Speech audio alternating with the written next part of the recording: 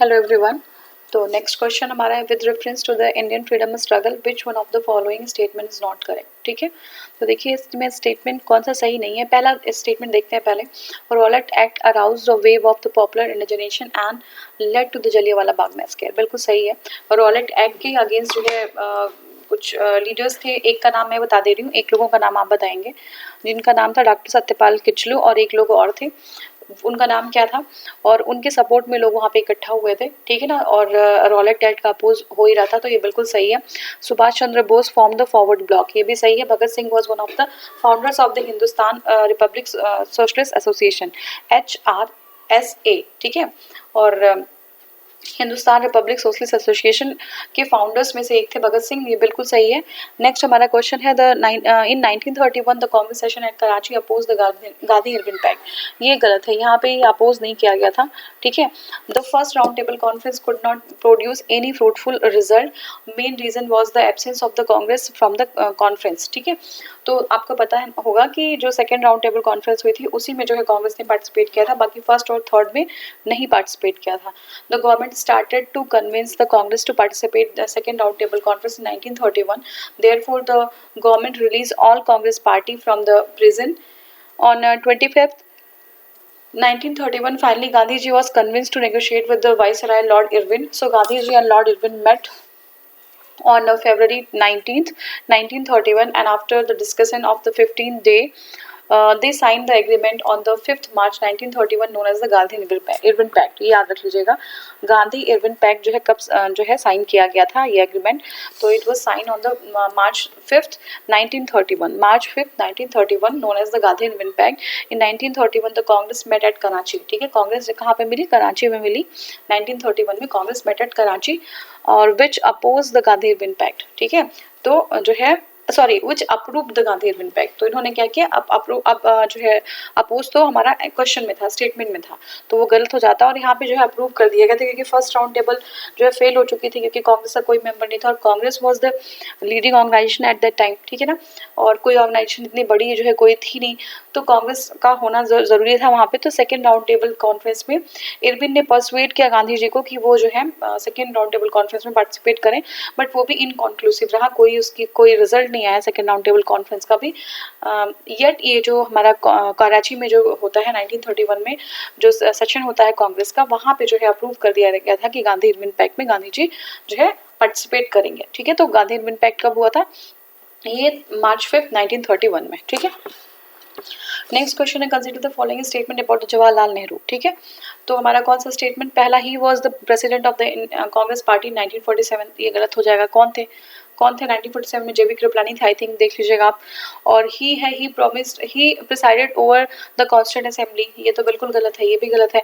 He formed the first Congress ministry in united province before India's independence, ये भी सही नहीं। तो सारे क्वेश्चन हमारे गलत हो जाते हैं। देखिए, none of the above statement about Jawaharlal Nehru is correct, because आपका जो हमारा है जीवत राम भगवान दास कृपलानी है ना, जीवी कृपलानी बोलते हैं, Jivat Ram Bhagwan Das Kripalani was the president of the Congress party 1947। The first meeting of the Congress assembly took place 9 December 1946। ये इंपॉर्टेंट है, ये आता है। पहली जो मीटिंग है वो कब हुई थी, पहली मीटिंग कॉन्स्टिट्यूंट असेंबली की कब हुई थी, ये हुई थी 9 दिसंबर 1946 को। कब, 9 दिसंबर 1946 को। Doctor Sachchidanand Sinha was it's interim president. ठीक है, कौन थे, doctor Sachchidanand Sinha, doctor Sachchidanand Sinha was it's interim president. ठीक है, तो जवाहरलाल नेहरू नहीं थे बल्कि सच्चिदानंद सिन्हा थे। And doctor Rajendra Prasad was elected as the permanent president on 11 December 1946। 2 दिन बाद ही 11 दिसंबर 1946 को राजेंद्र प्रसाद जी को परमानेंट प्रेसिडेंट के रूप में वहाँ पे निर्वाचित कर दिया जाता है। ठीक है, इलेक्ट कर दिया जाता है। He was not included in the first Congress ministry in United provinces before the Indian independence. तो ये सारे क्वेश्चन गलत हो जाते हैं। IAS का क्वेश्चन था ये। ठीक है, नेक्स्ट हमारा statement, I am a socialist and republican and I am no believer king and princes. ये किसने कहा था, जवाहरलाल नेहरू। उन्होंने कहा था कि मैं आई am a socialist and Republican. ठीक है, और उनका कोई किंग्स और कोई प्रिंसेस में कोई फेथ कोई बिलीव नहीं है, जवाहरलाल नेहरू ने कहा था। आई am a socialist and republican and do not believe in the Kings and princess. This statement associated with the Jawaharlal Nehru. ठीक है, तो इसलिए जो ये जो है देखिए फिर भी यहाँ पे जो उस टाइम जो प्रिंसली स्टेट्स थे उनको जो है काफ़ी कुछ वो था, इंडिया के प्रिंसली स्टेट्स की बात कर रही हूँ, काफ़ी अथॉरिटी थी, लेकिन बाद में जब इंदिरा गांधी आती है तो प्रिवी पर्स जो है वो एबॉलिश कर देती है। हालांकि उस टाइम उनको अश्योरेंस दिया जाता है जब इंडिपेंडेंस की बात होती है कि ये लोग आपस में हमारे इंडिया में का पार्ट बन जाए और उनको स्वायत्ता दी जाएगी, बट बाद में जो है कॉन्स्टिट्यूशनल अमेंडमेंट करके इंदिरा गांधी जो है उसको क्या कर देती हैं, हटा देती हैं, और ऐसा कोई राइट उनसे जो है छीन लिया जाता है, प्रीवी पर्स कैंसिल कर दिया जाता है, एबॉलिश कर दिया जाता है। ठीक है, नेक्स्ट हम देखेंगे who among the following had been described as the high priest of the commission in India. ठीक है, who among the following had been described as the high priest of the communism in India. तो ये जो है जवाहरलाल नेहरू थे, communism के जो है उनको सपोर्टर माना जाता है। The Nehru's idea contain the analysis and the interpretation of the socialism including the Marxism, and interesting role at this connection was played by the publicity department of the United Provinces which depicted Nehru as a communist. ठीक है, this was done through the pamphlet entitled communistic likes and dislikes. ठीक है, तो एक pamphlet था communistic likes and dislikes. ठीक है, उसमें जो है ये उसमें ये बताया गया था कि नेहरू को डिपिक्ट किया गया था एज अ कम्युनिस्ट। ठीक है, in this Nehru was describe as a high priest of the communism in India, but it was a propaganda against Nehru. In fact, government wanted to confuse the public about the Nehru's socialistic views, but the high-ups in the authority advised to stop such attempts, not to identify him with the communist. ठीक है, next हमारा question है who one of the following is the biographer of the Jawaharlal Nehru. तो कौन थे? Frank Morris. ठीक है, Frank Morris जो थे वो जो है कौन थे? जवाहरलाल नेहरू के ऑटोबाई। इंपॉर्टेंट क्वेश्चन बन सकता है, ये देख लीजिएगा। जवाहरलाल नेहरू के जो आपका बायोग्राफर थे वो, सॉरी हाँ, ये कौन थे? फ्रैंक मॉरिस थे। ठीक है ना, फ्रैंक मॉरिस थे। लुइस फिशर का भी नाम है, वेब मिलर का भी नाम है, तो जो है थोड़ा कंफ्यूजिंग हो जाएगा। ये लोग जो है गांधी जी से संबंधित है, लेकिन जो फ्रैंक मॉरिस हैं ये जो है बायोग्राफर थे आपके जवाहरलाल नेहरू के। Who is known as the father of diarchy. Diarchy के फादर किसको कहते थे? तो ये सर लियोनिल कार्टिस। ठीक है, sir Lionel Curtis, Lionel Curtis. ठीक है, याद रखिएगा, ये थोड़ा सा अच्छा क्वेश्चन था ये। ठीक है, इसको अच्छा क्वेश्चन कहेंगे। ये जो है who is the father of dyarchy, ये सर लियोनिल कार्टिस। अब यहाँ पे देखिए the Sir Lionel Curtis is known as the father of diarchy. His ideas concerning diarchy were important in the development of the government of India in 1919. In diarchy rule of two, ठीक है, the concept of the executive councils and the popular ministers was introduced. ठीक है, तो executive council और जो popular ministers हैं उनका जो है रूल इंट्रोड्यूस किया गया था ऐसा concept, in which the subjects were divided into the two lists. दो लिस्ट थी, एक तो रिजर्व लिस्ट है, एक जो है आपका ट्रांसफर्ड लिस्ट है। ठीक है, reserve list and transferred list, तो इसको डायरकी कहते हैं। और जो है आपने देख लिया कि ये सर लियोनिल कार्टिस थे। ठीक है, सर लियोनिल कार्टिस। अब देखिए नेक्स्ट क्वेश्चन हमारा है, of the four forms of the political protest mentioned below, which of the following derived from the name of the person who used it as a political weapon for the first time? ठीक है, फिर से देख लीजिए, of the four form of political protest mentioned below, which of the following is derived from the name of the person who used it as a political weapon for its first time? ठीक है, तो कौन किसने political weapon कौन सा है? ये आपका बाइकॉट है। ठीक है, बाइकॉट आंसर होगा। हाँ, देखिए boycott word is derived from the name the captain Charles C Boycott. ठीक है, boycott word is derived from the name, क्या नाम था? Captain Charles C Boycott. In 1832-97 the Irish land agent थे। He was the first one who used this as a political weapon in 1880। ठीक है, 1880 में पहली बार जो है पॉलिटिकल वेपन का यूज़ किया, as a political weapon use किया बाइकॉट को। Consider the following statements. ठीक है, कौन सा स्टेटमेंट है? तो देखिए, Arya Samaj was founded in 1875, ये सही है, और ये याद भी रख लीजिएगा, 1875 को आर्य समाज जो है बना था। और दूसरा है Al Hilal was published by the Maulana Abul Kalam Azad, बिल्कुल सही है। थर्ड हमारा Lala Lajpat Rai was not associated with the paper the people, बिल्कुल गलत है, ये इससे एसोसिएटेड थे ही है। ठीक है, तो ये गलत हो जाएगा हमारा। और नेक्स्ट हमारा है famous presidency college, farmer Hindu college, ठीक है, पहले हिंदू कॉलेज फिर उसी को प्रेसिडेंसी कॉलेज कहा गया of Calcutta was established by Raja Ram Mohan Roy, बिल्कुल सही है ये। तो 1, 2 और 4 सही हो जाएगा, 3 गलत है। देखिए Arya Samaj was founded by the Maharshi Swami Dayanand Saraswati 1875। Al Hilal was the Urdu weekly newspaper published by the Maulana Abul Kalam Azad in 1912. The famous Presidency College, former Hindu College of Calcutta, was established by Raja Ram Mohan Rai in 1817. Hence statement C is incorrect. ठीक है, C is correct. Sorry. तो C जो है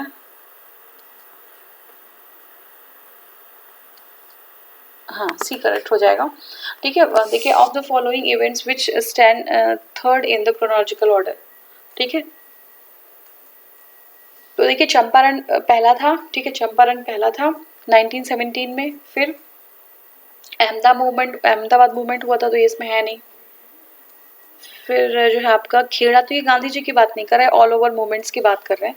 Champaran first movement था, चंपारण जो है ये 1917 में स्टार्ट हुआ था, 1917 में, नॉन कॉपरेशन 1920 में, ठीक है, ये याद रख लीजिएगा, डेट्स इंपॉर्टेंट है। चंपारण 1917 में, non cooperation 1920, Dandi March 1930, Dandi March 1930 and quit India movement 1942, ठीक है। तो चंपारण 1917, नॉन कॉपरेशन 1920 और उसके बाद है दांडी मार्च 1930, क्विट इंडिया मूवमेंट 1942। और क्वेश्चन में क्या था कि थर्ड पोजीशन पे कौन है, तो 10 दांडी जो है, Dandi march stands at third position in the chronological order, ठीक है। नेक्स्ट क्वेश्चन है which lady contributed the largest in the Indian politics after 1947, तो कौन सी थी। 1947 के बाद बहुत कुछ जो है कंट्रीब्यूट किया था उन्होंने इंडियन पॉलिटिक्स में, ये जो है अरुणा आसिफ अली थी, ठीक है। ये जो है was an independence activist and freedom fighter, she was popularly known as the grand old lady, ठीक है। दादा भाई नौरोजी को ग्रैंड ओल्ड मैन कहते थे, लेकिन अरुणा आसिफ अली जो होती है उनको ग्रैंड ओल्ड लेडी कहा जाता है of the independence movement during her youth.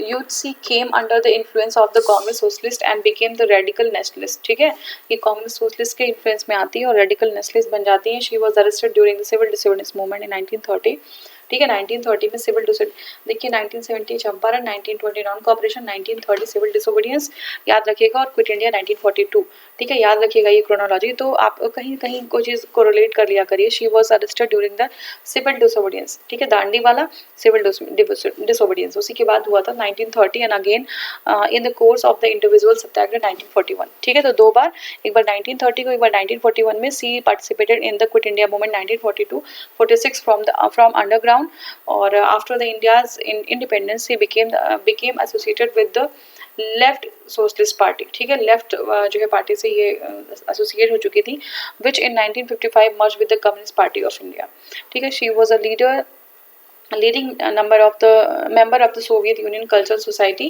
and All India Peace Council and National Federation of Indian Women. Overall, she contributed a lot in the India's politics after 1947, ठीक है। तो she contributed a lot in the India's politics in 1940 after 1947. अब next question हमारा, it will be our blunder if we leave people of Bihar and the government unsafe before the violence and the uncivilized attacks of League leaders in 1946, who told this, तो ये जो है सरदार पटेल ने कहा था ये बात, ठीक है, उन्होंने कहा था कि it will be blunder if we leave people of Bihar and their government unsafe before the violence and the uncivilized attack of League leaders, 1946 में ये कहा गया था, सरदार वल्लभ भाई पटेल ने कहा था, ठीक है ना, with reference to the riots in Bihar, Bihar में जो riots थे उसी के रेफरेंस में सरदार वल्लभ भाई पटेल ने ये बात कही थी। नेक्स्ट क्वेश्चन है, who raise the demand of the complete independence for the first time in 1921, किसने कहा था। तो पहली बार जो है कंप्लीट इंडिपेंडेंस की डिमांड 1921 में मौलाना हजरत मोहानी, ठीक है, मौलाना हजरत मोहानी ने जो है रखा था। 1921 में जो है मौलाना हजरत मोहानी ने कंप्लीट इंडिपेंडेंस की बात की थी।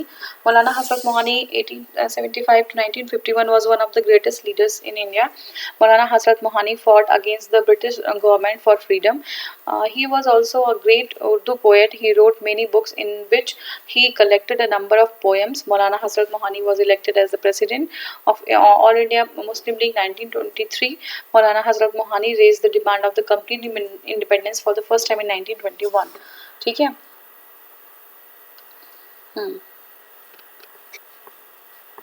अब नेक्स्ट हमारा है who has held Mohammad Ali Jinnah most responsible for the partition of India. ये माउंटबेटन ने कहा था कि Jinnah was the most responsible person for the partition of India.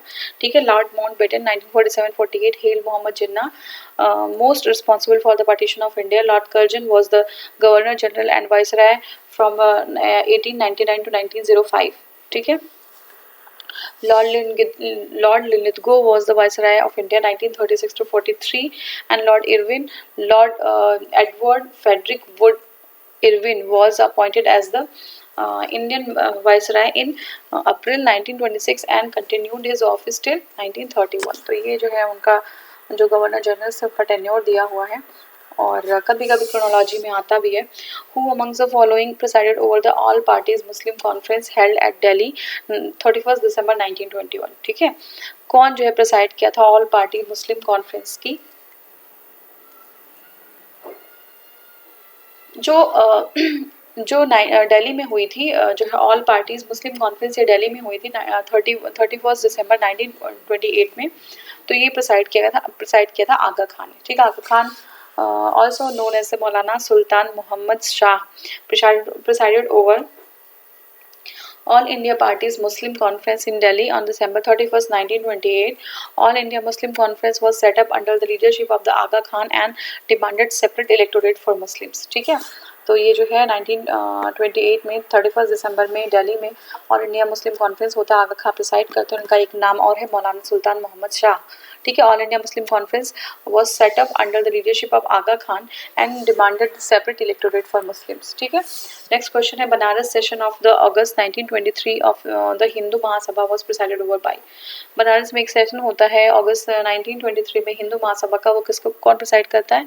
It was presided over by the Pandit Madan Mohan Malaviya. ठीक है, Banaras session of August 1923 of the Hindu Mahasabha was presided over by the Pandit Madan Mohan Malviya, which was attended by almost around 1500 delegates including Hindu, Jain, Sikh, Parsi। ठीक है, next question हमारा है identify the year those are closest to the founding of the Communist Party of India and RSS। ठीक है, RSS found हुआ था 1925 में, और इसी टाइम पे ही कम्युनिस्ट पार्टी ऑफ इंडिया 1925 में। तो ये हमारा आंसर हो जाएगा। ठीक है, 1925 ठीक है, 1925 में कम्युनिस्ट पार्टी ऑफ इंडिया और आरएसएस दोनों ही एक साथ इस्टेब्लिश हुई थी। और राष्ट्रीय Swayamsevak Sangh RSS was founded on the September 27, 1925 in Nagpur, Keshav Baliram Hedgewar। ठीक है, Keshav Baliram Hedgewar. On the other hand communist party of India was founded on December 25, 1925 in Kanpur. Atal Bihari Vajpayee is the first swayamsevak to become prime minister of India. ठीक है, तो अटल बिहारी वाजपेयी पहले स्वयंसेवक थे जो है prime minister बने इंडिया के। Real name of the frontier Gandhi, क्या नाम था उनका? अब्दुल गफ्फार खान नाम था, लाल कुर्ती भी कहते थे इन्हीं को। देखिए, Abdul Ghaffar Khan was a Pashtun independence activist and a spiritual leader nicknamed as the Frontier Gandhi due to his political activities and close association with the Indian leader Mahatma Gandhi. He was a lifelong pacifist who advocated non-violence opposition and founded the खुदाई खिदमतगार। ठीक है, servants of God, ये found किया था इन्होंने, Khudai Khidmatgar, to protest against the British control army using the peaceful protest and the political activism. He was awarded the Bharat Ratna in 1987। तो ये हो गया हमारा। नेक्स्ट क्वेश्चन है, नेक्स्ट क्वेश्चन हमारा है who among the following is popularly known as the frontier Gandhi. किसको? अब्दुल गफ्फार खान। और नेक्स्ट क्वेश्चन है 50th question, who was the what was the nickname of the movement started by the Khan Abdul Ghaffar Khan? तो it was red shirt, Lal Kurti बोलते हैं। देखिए, Khan Abdul Ghaffar Khan frontier Gandhi had organized a volunteer brigade Khudai Khidmatgar popularly known as the red shirts who were, और देखिए ये जो है क्या थे, फ्रीडम फाइटर्स थे। फ्रीडम, थोड़ी सी बैकग्राउंड में आवाज़ आ रही होगी, प्लीज़ अवॉइड करिएगा उसको। फ्रीडम स्ट्रगल और non violence during the civil disobedience movement. ठीक है, तो क्या था, एक फ्रीडम स्ट्रगल था, non violence during the civil disobedience movement. ठीक है, non violence during the civil disobedience movement, ये हो गया आपका। और नेक्स्ट क्वेश्चन है 51st क्वेश्चन, ये हम नेक्स्ट वीडियो में स्टार्ट करेंगे। Thank you so much for watching.